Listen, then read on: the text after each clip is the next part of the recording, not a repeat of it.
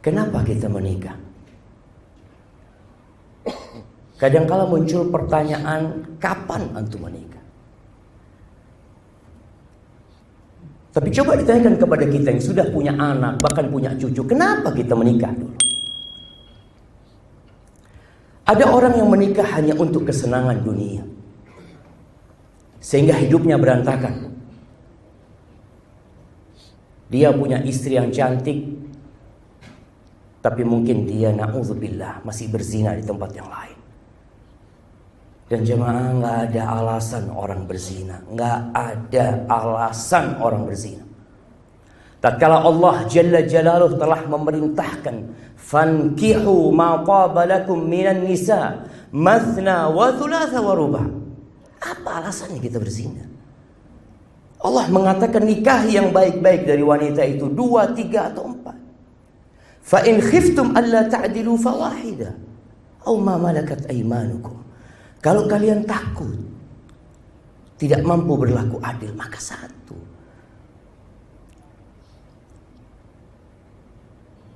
Maka kita perlu bertanya, dan calon mempelai buat Akh Zufri, semoga Allah memberkatimu.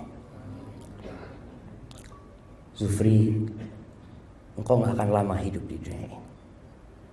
Pernikahan ini hanya salah satu terminal yang harus engkau lalui. Tapi engkau akan melakukan perjalanan panjang sekali. Mungkin di sini umurmu 60, 70, kemudian engkau akan pergi. Tapi di perut bumi engkau akan hidup lama. Bahkan Rasul SAW hanya 63 tahun hidup di atas bumi. Beliau sudah 1431 tahun berada di perut bumi. Orang yang berakal adalah orang yang berpikir bagaimana dia mempersiapkan perjalanan panjang dia. Dan ketika terjadi hari kiamat, semua akan hancur. Dan engkau akan ditanya dengan semua yang kau kerjakan. Salah satunya tentang hari ini. Man kana yuridu harthal akhirah nazid lahu fi harthi. Kalau niatmu menikah untuk akhirat, niatmu hari ini datang ke tempat ini untuk mengatakan qabil itu karena engkau ingin kehidupan akhirat, apa kata Allah? Nazid lahu fi harthi. Kami akan tambahkan keberuntungan buat dia. Wa man kana yuridu harthad dunya, tapi barang siapa yang menginginkan keuntungan di dunia, nu'tihi minha, kata Allah, kami kasih sebagian darinya. Wa ma lahu fil akhirah min nasib, tapi engkau gak akan dapat apa-apa di akhirat.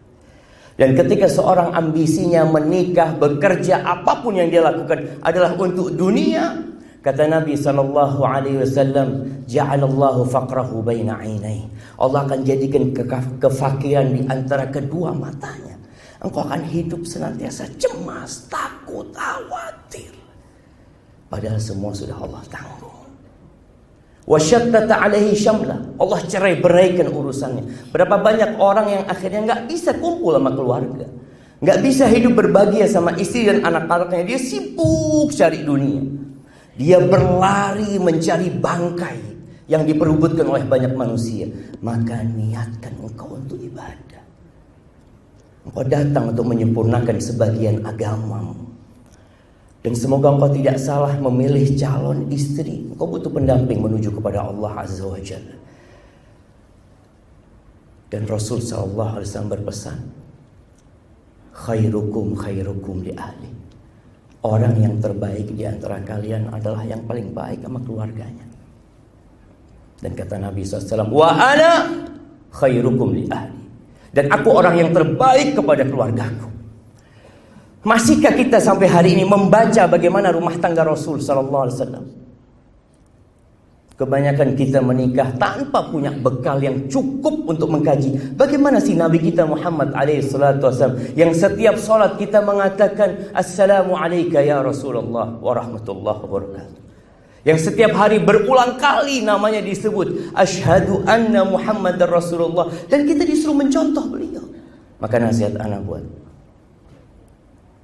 Zufri, Malik Ibrahim, engkau baca bagaimana Nabi Muhammad SAW memuliakan istrinya. Bagaimana beliau bercanda bersama istrinya. Bagaimana beliau membantu urusan rumah tangganya sallallahu alaihi wasallam. Beliau itu pemimpin perang, panglima perang. Tapi tatkala beliau masuk rumah, beliau adalah bapak buat putri-putrinya. Dan beliau adalah suami buat istri-istrinya. Engkau tahu mungkin kewajibanmu memberikan nafkah kepada Darin. Tapi ingat, jangan pernah engkau bawa nafkah yang haram. Ayyuma lahmin nabata min suhtin, daging mana saja yang tumbuh dari yang haram, fannaru aula bihi.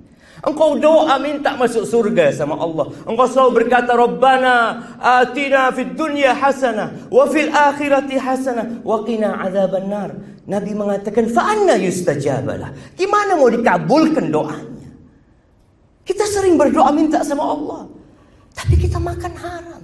Nabi mengatakan, wa mat'amuhu haram, wa mashrabuhu haram, wa malbasuhu haram, wa ghudhiya bil haram. Fa anna yustajabalah. Gimana mau dikabulin doanya?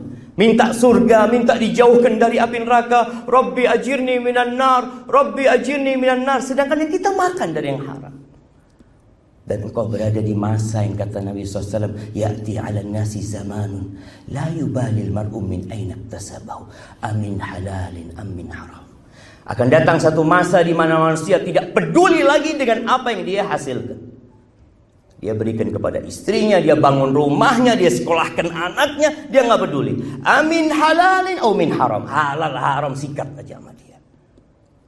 Wallahi yang haram itu akan membuatmu hidup menderita. Kemudian yang terakhir buat Zufri. Ada kewajiban besar seorang laki-laki. Insya Allah kalau bicara makan, minum, sandang, pangan, papan, Darin cukup sama itu. Abahnya juga cinta sama itu anak. Memberikan segala kebutuhan dia. Dan sebentar lagi dengan terjadinya akad nikah, tanggung jawab itu akan berada di tangan.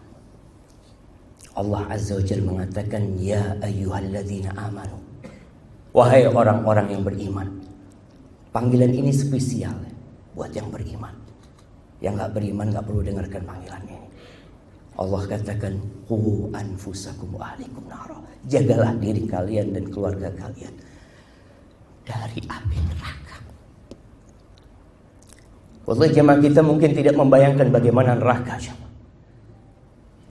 Nabi SAW pernah naik mimbar, lalu beliau mengatakan, Anzartukumun nar, Anzartukumun nar. Aku peringatkan kalian, ada neraka. Kita semua akan melewati neraka, jemaah semua. Bahkan para nabi pun akan melewatinya. Dan doa para nabi itu semua cuma mengatakan, Allahumma sallim sallim. Orang yang paling ringan azabnya di neraka itu ditaruh 2 bara api di kedua kakinya. Itu otaknya mendidih. Bagaimana Darin selamat? Bagaimana Zufri menyelamatkan Darin dari api neraka? Anak-anaknya dari api neraka. Ada seorang yang mengatakan mungkin kelak pada hari kiamat, Qais bin Amr al-Mullai, innal mar'ata la tukhasimu zawjaha indallah yaumil qiyamah. Boleh jadi nanti ada seorang wanita yang menggugat suaminya di hadapan Allah Azza wa Jalla. Jangan sampai Darin menggugat Zufri di hadapan Allah Azza wa Jalla. Apa kata perempuan ini? Ya Rabbi, wahai Rabbku, hadha zawji. Ini suamiku ya Allah. Ma'allamani wala addabani. Wallah dia gak pernah ngajarin aku. Gak pernah mengenalkan engkau sama aku. Gak pernah mendidik aku tentang bagaimana aku masuk surgamu ya Allah. Gak pernah dia ngajarin itu. Innama ya'tini bi khubzis suq. Dia cuma datang bawa makanan ke rumah. Dia hanya menjadi mesin pencari uang. Berapa banyak di antara kita yang sibuk cari uang dan tidak pernah mendidik istrinya, wala mendidik anak-anaknya. Duduk sama istri, duduk sama anak, baca tuh Quran. Ajarkan kepada mereka, baca artinya, baca tafsirnya. Ajak istrinya datang ke majelis ilmu, dengarkan. Ketika kau ditanya sama Allah Azza wa Jalla, ya Allah aku gak punya ilmu, tapi aku udah bawa istriku ke majelis taklim ya Allah. Aku ingin dia mendengar ya Allah. Sebagian kita nggak pernah ngajak istrinya ke majelis ilmu, walau ngajarin dia. Dia tinggal tunggu gugatan dari para istri. Adapun untuk Darin Safinas binti Muhammad Bawazir, ana yakin ayahmu menikahkanmu bukan karena sudah bosan membesarkan seorang wanita, bukan karena sudah tidak cinta lagi atau capek mendidik anaknya, tapi karena perintah Allah Azza wa Jalla. Abahmu menikahkanmu. Maka sebentar lagi, tatkala calon suamimu mengatakan aku terima nikahnya, berpindah tuh yang namanya tanggung jawab semua. Suamimu akan menjadi surga dan neraka. Rasulullah SAW pernah mengatakan, uritun nar, ditampakkan kepada aku neraka. Fa'idha aktsaru ahlihan nisa, kata Nabi. Ternyata kebanyakan penghuni neraka itu wanita.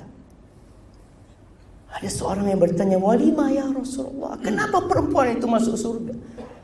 Padahal wanita itu punya amalan yang kalau dia amalkan semua pintu surga diperkenankan bagi dia memasukinya. Kalau perempuan itu sholat yang 5 waktu, puasa Ramadan, taat sama suaminya, menjaga kehormatan dirinya, dikatakan kepada dia, udkhulil jannah, engkau silahkan masuk surga dari pintu mana saja yang kau mau.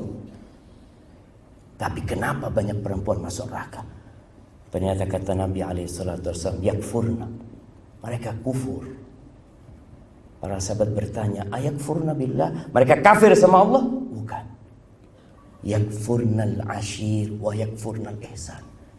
Para wanita, engkau hidup bersama suamimu, lihat bagaimana sikapmu sama suamimu.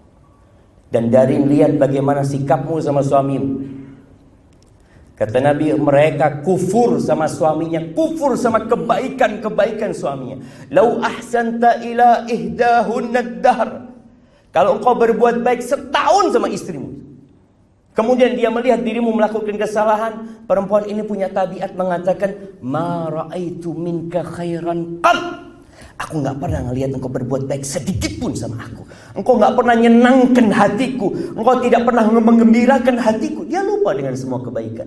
Maka dari ingat, suamimu berkorban. Dia punya orang tua. Dia harus berbakti sama orang tuanya. Engkau bantu dia berbakti sama kedua orang tuanya. Maka anda doakan kepada semuanya, dan khususnya kepada mempelai, barakallahu lak wa barak alaik wa jama'a bainakum fi khair. Dan sebagai penutup, anda rasa semua pakai sepatu, semua pakai sandal.